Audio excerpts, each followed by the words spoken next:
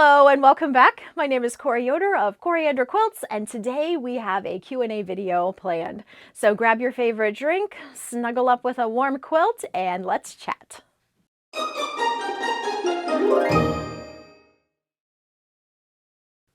All right, we're just going to dive right in with the questions. I've got a couple pages printed out, so I will answer questions for a little while and we'll see what happens.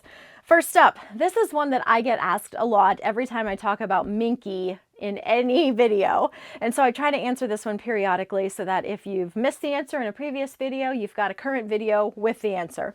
This comes from Jingoist5937. I love the idea of black minky for Nicole's quilt backing, but if you use minky, do you also use batting? Or is minky considered batting and backing? It's not considered batting and backing, but you don't have to use batting if you don't want to. I personally prefer to use batting, and I'll tell you why. I had planned on a heavier quilt top that was getting backed with minky to forego using batting a couple years ago. And so I sent it off to my quilter, David, and he started quilting it up with no batting. And the quilting just sat on the top of the quilt, and it didn't have that definition that you like to see with machine quilting. And he sent me a picture of it and said, hey, I think we need to use batting on this quilt. The quilting just is not looking as nicely as it usually would. So he picked out all of the stitches and added batting back in, and the quilting showed up so much nicer. Without that layer of batting, the stitches just didn't sink in and give the definition. So since that happened, I've opted to put batting in every quilt since then that I've used minky on for the backing. You don't have to use batting. Some people don't prefer the heaviness that batting, in addition to minky backing, adds to a quilt because it does become heavier. Minky on its own is automatically heavier, and then adding the batting does add some weight. So for that particular quilt, if I remember correctly, we used a bamboo batting, which is a lightweight batting, and that helped eliminate some of the bulk that using a heavier batting would have added to that already heavy quilt top. So it's up to you. You can do either option, just depends on your preference. The next question comes from H.D. Londoner 5434. She actually had two questions. Her second question I talked about quite a bit in last week's video. She was wondering about sending quilts out, the difference between that and maybe my thoughts on quilting on a domestic machine or hand quilting. And we did talk about that a lot last week. So I have that video linked below if you want to take a look at my answer to that question previously. Her question that I'll be answering now is, for the monthly barn star from this video, could you tell us about the backing material? I love the large graphic. And Terry Williams, 3648, asked the same thing. Quick question. The barn star 4 quilt you showed had a backing with writing on it.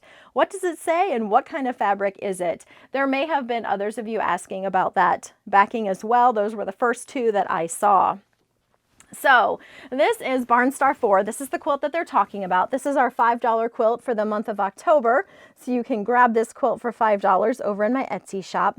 But the backing is what they were wondering about. So here's a peek at that backing. And this is not a fabric that I recommend. I actually purchased it from IKEA because I too was drawn to the graphic nature of it. It looks really neat for a backing, but the fabric quality is not great. It's very thin, almost gauzy, not quite a gauze, but very thin. And it is this text print with just names of numbers. So we have 3, 50, 80, 18, 17, 3, 90, just numbers, and it looks really neat, but it's not good quality. I don't know if IKEA always has fabric. I haven't actually been to IKEA for a number of years, so I haven't looked if they still carry fabrics, but that's where this one came from. That answers that question. Next up comes from Nadine Merrick. This is a non-quilty related question, but I thought it was a fun one. This question she sent in when Nicole was in one of my recent videos, my sister Nicole. She says, I have a real love for names of siblings. Odd, I know. Corey and Nicole are not a usual pairing, but Corey and Nikki sound great. What were y'all called as kids in your family home? We were called Corey and Nicole, and then we had two other sisters, still have two other sisters, Jessica and Monica. And while we were at home, I would say we were pretty much always called our full names. occasionally with those middle names thrown in, depending on if you were getting done what you were supposed to be getting done. But yes, our full names: Corey, Nicole, Jessica, and Monica. Now, my sister Jess goes by Jess now as an adult, but all the rest of us still go by our full first names. Next up is from Suzanne. Love Eleni's quilt. So this question came in when I was sharing Eleni's homespun quilt. The autumn color quilt behind you, are these prints the new Tilda? Please show us the quilt in your video. So I think she's asking about this quilt. I get questions about this quilt in every Saturday video. People are always wondering about this quilt. And I always have the names of the quilts and where they can be found in the description box below my video for all of the quilts in my backdrop. For this current backdrop, all of them, all these are from my Oh Happy Day book, which is this book right here. This specific quilt is called Proposal, and those are Tilda fabrics. They are not new Tilda fabrics, and they're not from just one line. I used a few different lines and mixed them together.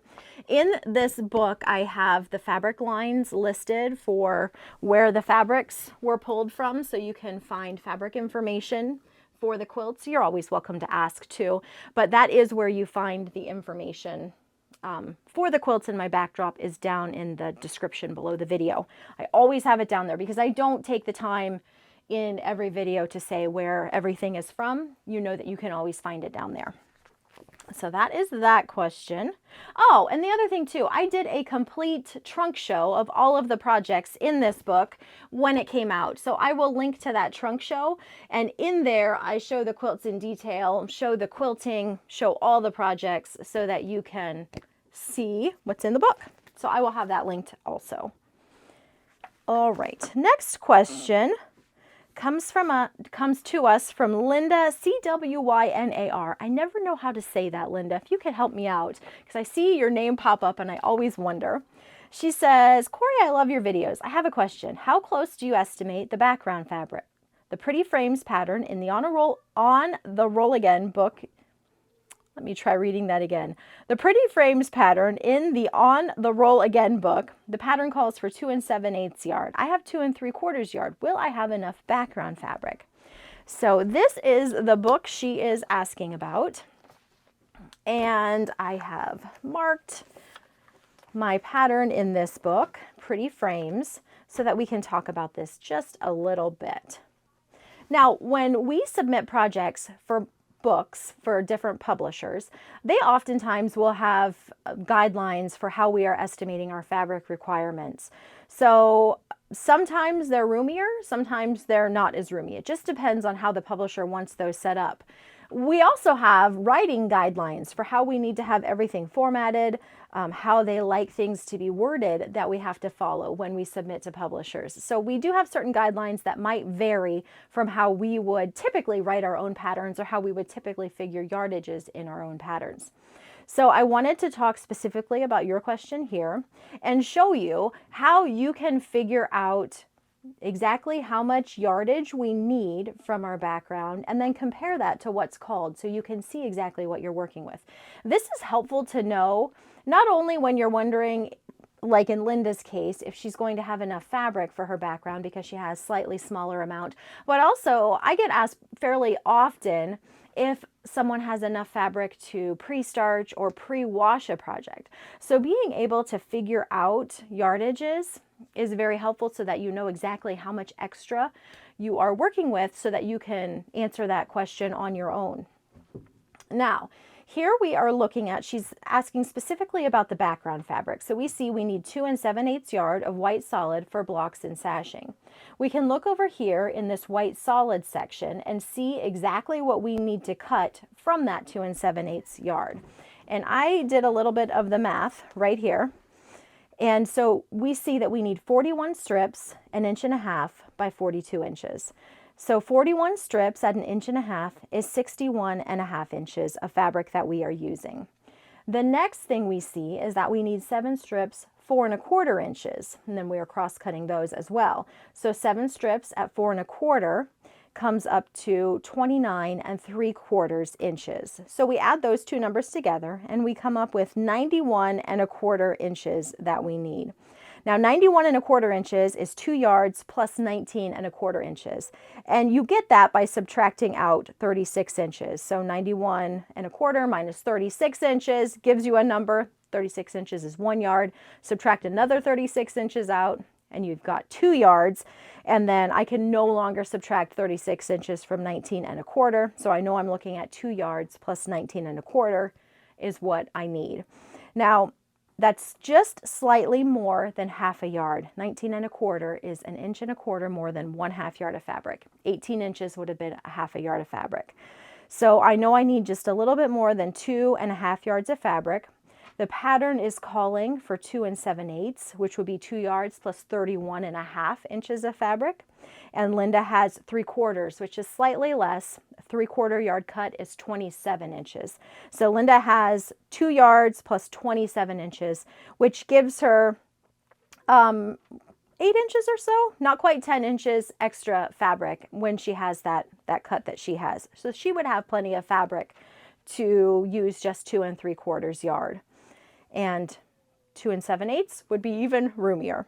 So that's just a little bit of a quick way that you can double check those yardages and see if you would have enough fabric, either from a cut you already have, or if you are thinking about pre-starching or pre-washing, that tells you what you would be looking at. All right, let's move on to our next question. Page number 2. Our next question is from Liz Miller 6507. She says, "Hi Corey, I absolutely love your channel and patterns. I was wondering why PDF patterns are more expensive than paper patterns. I would have thought it would be the other way around. Also, why do some places say that PDF patterns are not available, only paper patterns? Again, I would have thought computer generated patterns would be cheaper to produce and would be available all the time, as against having to have them printed out and send out via the postage system. Thank you." All right, we've got a couple questions in here, and I'm just going to answer from my experience. Different pattern designers, quilt shops, what have you, are going to run their businesses differently. So they might have a different answer for you, but I will answer from my experience. So the first part, I was wondering why PDF patterns are more expensive than paper patterns. For me, this would just simply be because of the shipping. When I price my PDF and paper patterns, the price is the same. So if you're looking at a flyaway blackbird pattern in paper, it's $9.95. If you're looking at it in PDF, it's $9.95. But then if you're ordering something that needs shipped, you would have a shipping cost associated with that. So then this paper pattern would have that shipping fee in addition to the cost of the pattern. So that's why my paper patterns would run more. It would just be the shipping, even though the pattern cost itself is the same as a PDF. In regard to why do some places say that PDF patterns are not available, only paper patterns? Again, this is going to vary from place to place. As you know, I have both PDF and paper.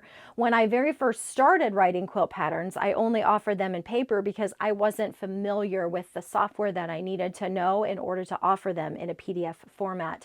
So that might be one of the reasons where you see a designer only offering something in paper versus PDF. I've also seen it the opposite way, where they are only offering PDFs and they don't offer paper. And that might be simply because they don't want the fuss of having to ship things out and handle shipping and that sort of thing. So you see it both ways, but again, it comes down to how the designer has set up their pattern business. The other time we wouldn't see PDFs would be in an actual brick and mortar quilt shop. You know, they're selling something tangible, something they can put in your hands, and they are not typically going to be selling PDFs to a customer that walks into their store and wants to purchase a pattern. So there are different reasons for that, and you know, we all set up our pattern businesses differently, and we're going to have different answers for that same question. We're going to move on to Yvette Cobb. She says, "Do you use liquid fabric softener when washing your personal use quilts?" I don't ever use any fabric softener, liquid or dryer sheets. So no, I don't use liquid fabric softener when I wash my quilts. That's just a personal preference. I'm going to take the next question here. Barbara Rice asks, "I was wondering if you have a tutorial regarding panels. I'm very apprehensive when I try to cut mine. Thanks." I do. I'll link to it in the description box below. However, it's going to be primarily about how I would approach cutting one of the panels that I have designed for my fabric lines.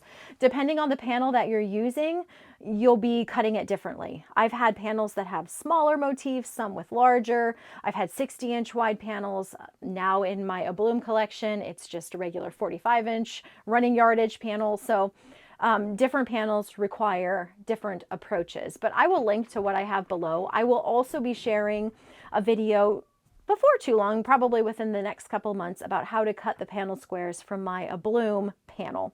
And sometimes you don't even need to cut your panels at all. They're kind of ready to go. You might need to make sure that they're square, but not all panels need cut. So that might be something that you run into as well. But I'll link to what I have shared here on the channel previously. Krista Moorhead McNutt asks, and this was, I did a video a while back where I was mentioning that I'm no longer going to be sharing the skill set, beginner, intermediate, advanced on the back of my patterns. Rather, I was going to be listing the specific techniques used within that quilt pattern. So she says, all of what you said rings true, but I'm also not afraid to ask for help. What about a way to send a question regarding a specific block in your quilt? So for example, question on the Blackbird quilt. She had just ordered, but she hadn't received it yet. So hypothetical question. Part 3, where part 1 goes to 2, I'm not quite sure how that goes. Do you have a video on that technique? So the best thing to do is just to send me a message if you have a question pertaining to a specific pattern. I have my email address listed on the back of all of my quilt patterns, so you can find it there and send me a question. If I have a video, I'm happy to share that information with you. More often than not, it's something that I can answer via email, and then I will just do that.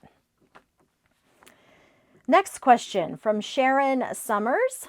I would be interested in hearing how you name your quilt, fabric lines, and patterns. This sometimes goes really well and sometimes goes really not well. I don't have any tried and true way of doing this. Typically what I will do with fabric lines is I will not have a name. Very seldom do I have a name when I start. And then as the collection comes together, I'll kind of start calling it something in my head. And sometimes I like that name, sometimes that doesn't work, but usually by the time the fabric line is done, I have a name that sits nicely with me that I've been calling it, and that's the name that it becomes. Quilt patterns tend to be a little bit, I don't know if they're harder. Sometimes they're harder. Sometimes the names just don't come. Sometimes the names are ridiculous. These two quilt patterns, this turtle here and this quilt right here, I will probably never share what we were calling those as I was making them because they had the funniest names that my family was calling them. And then when they saw them hanging in the backdrop of my video, again, it came up and it's so funny. So sometimes we have little inside family jokes of what we call patterns as they're in the construction mode. Sometimes the names just come. Sometimes it takes a little bit of time. I really much prefer to have the name of my quilt pattern solidified before I start writing the pattern, because for some reason when I see the name of the quilt pattern at the top of my math as I start working through, I can just work through.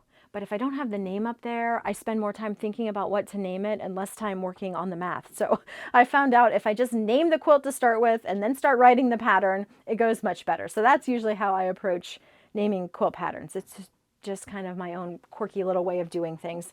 Yeah, sometimes easy, sometimes hard. And it usually just is whatever kind of feels like a good name for both fabric line and patterns. All right. Next question comes from Daniel. I'm not going to try to say your last name. Ploszdkiewicz. Why do some collections contain wide backs and others don't? And how do you decide whether or not to include a wide back? No negativity intended with this question. I love when my collections include a 108 wide back because I love using them. I do not like piecing quilt backs. I always feel like when I get to that part of making a quilt, I just want to be done. I don't want to piece a quilt back. And so I love having a 108. Now, I don't ever decide when I have a 108. Usually what happens is I submit my fabric collection, we make the choices about the complete collection, and then once the line is finalized and I start receiving fabrics or start We get a sheet ahead of time that tells us all of the fabrics that are in the collection, the ones that we've chosen, and then the shipping date, the pre-cuts that are included. And on there, if there are any extra fabrics, that's typically the first time I'm seeing about any extra fabrics. So I would see if there are 108s being included.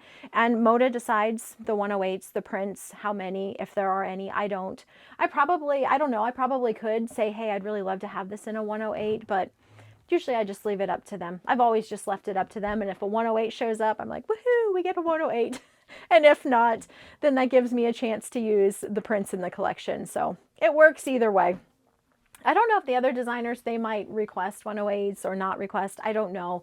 We all work a little bit differently. And so that's how it has worked for me.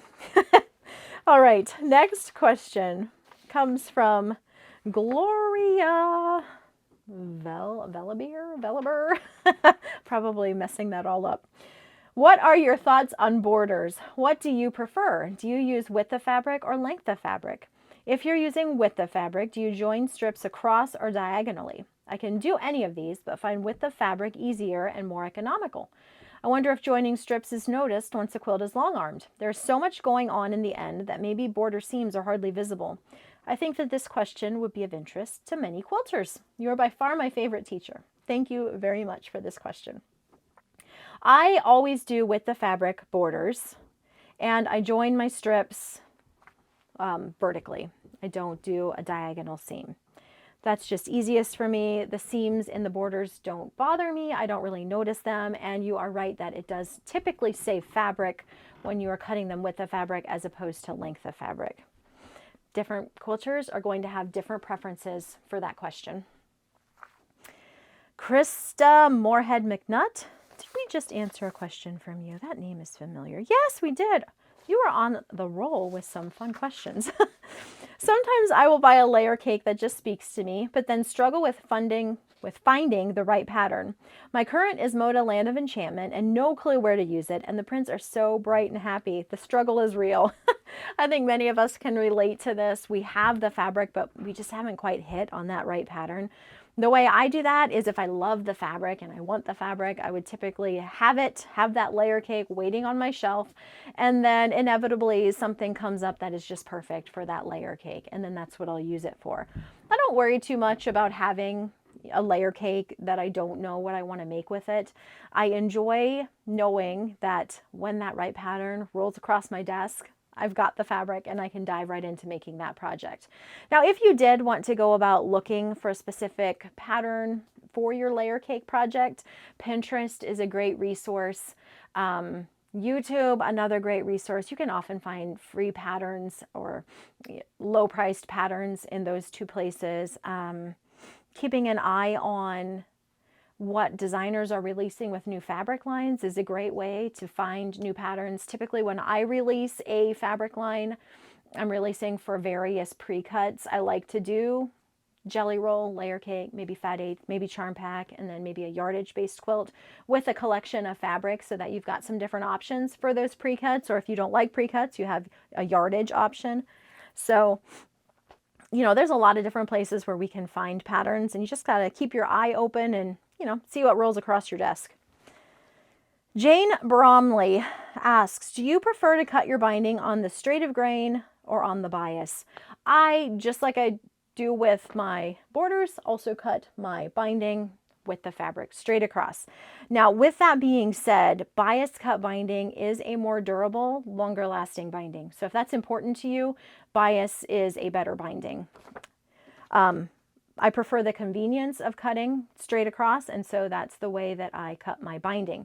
Now, I do join my binding strips on the diagonal, and I do that because when you do a straight join on binding, it creates a lot of bulk right at that section because of how it's folded. So I do prefer to join my binding strips on the diagonal.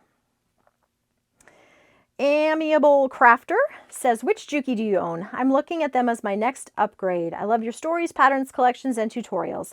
A plus is that you're also an Ohio girl. My family is from Troy, Ohio. Yay, Ohio girls. Chime in if you're also an Ohio current girl or boy, or maybe you grew up here. It's always fun to see you guys in the comments. I have a Juki TL 2010Q. It's probably the one you see pretty often. I've had it for many years. I use it for pretty much all of my piecing. And then I also have a Bernina. That was my very first sewing machine, just a very beginner entry-level Bernina, nothing fancy. And if I need a stitch that's not a straight stitch, which I would for applique, I like to do machine applique, then I would get out my Bernina and do the applique on my Bernina. All right, our next question is from Sandy K. This is a scrappy question. She says, my question is about sorting and storing your scraps. For an example, I just finished cutting the Starberry fabric for the Cuddle Up blocks. I started with a fat quarter bundle and the required yardage. I just pulled out all the fat quarters I needed for the block and cut the required pieces out of the yardage. I keep all of my unused fat quarters by collection. It's all the leftover scrappy pieces that challenge me. I also keep leftover pieces of strips that I had cut in various sizes. I keep all my unused fabrics and remaining scraps together by collection. I keep feeling there's a better way to keep things organized. Should I organize them by designer or color? Any suggestions? You're going to have lots of different suggestions depending on who you talk to. The way that I do it is once it is, like if I'm cutting from a fat quarter bundle or jelly roll strips or, something like that, even yardage, once I've cut from it, then it just goes into a scrap bin according to color. So my colors are red, orange, yellow, green, blue. I have purple and then gray and then like a dark blue. So I have 9 different bins and a white. Okay, so my aquas and navies are overflowing because I have a white bin. I forgot about my white bin. So kind of the rainbow of colors, but then also scrappy whites, like those low volume whites. And I will chuck everything into those bins by color. They are, I don't know, they're pretty roomy, so I can fit a lot of scraps in. It's all underneath my ironing board. I have a large ironing rectangular, almost a tabletop size, kind of the size of this table. You can't see this whole table up here, but pretty roomy ironing board, and then the bins all sit underneath of that. And then I throw everything in there, and then I will periodically go through those scraps and get rid of ones that I haven't been using. So I don't keep my scraps indefinitely.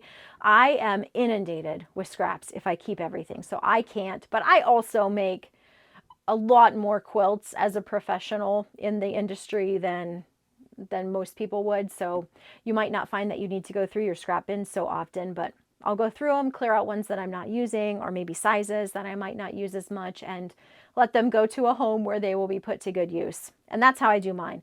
Now, there are lots of different ways that you can organize your scrap bins, and depending on, what you've got going on, maybe you've got a lot of 2.5 inch and you want to keep your 2.5 inch scraps all together so that you can pull those easily. Or maybe you have a lot of 5 inch squares or 10 inch squares, or, something size wise that you want to keep together. You could certainly do that. And you can always, organize by designer too. It just depends on what's going to work best for you, what makes your scraps most accessible. Depending on how you sort them, you might opt just to, there are my scraps, just stay over there. I don't know where anything is. I'm not going to dig through them. I don't want to use them because I can't find anything.